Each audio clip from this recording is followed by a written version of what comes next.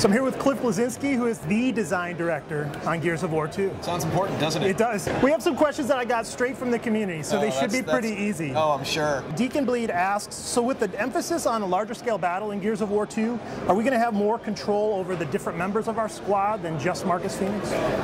Basically, in Gears 1 we had kind of an order system, and in Gears 2 we honestly decided we got to axe that. We really didn't feel like it was leveraged that much in Gears 1, and we really wanted to be about the player's experience through the game and single player and co-op. And so you're basically being Marcus and you're being other squad members throughout the campaign, and it's not really kind of a full spectrum warrior RTS type experience. Excellent.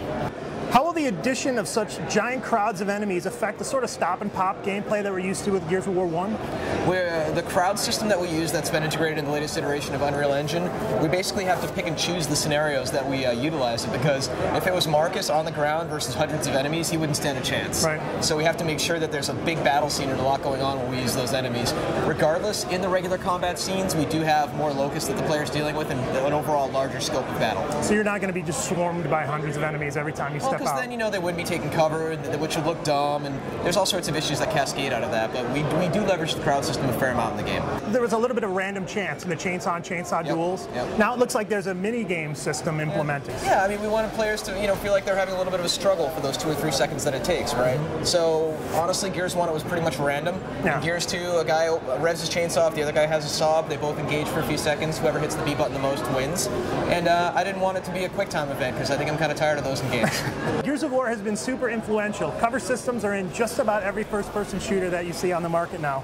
Do you think that anything in Gears of War 2 will bring that kind of innovation? I think our sense of pacing and the roller coaster Hollywood blockbuster feel is going to come across, and I think people are really going to be impressed with that. You're going to see a lot more summer blockbuster type video game experiences coming out.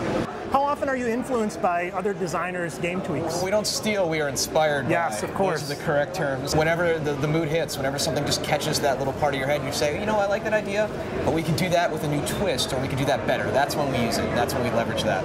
I want to thank you, Cliff, for taking the time to answer the community questions. Thanks for having me. I appreciate it. Take care.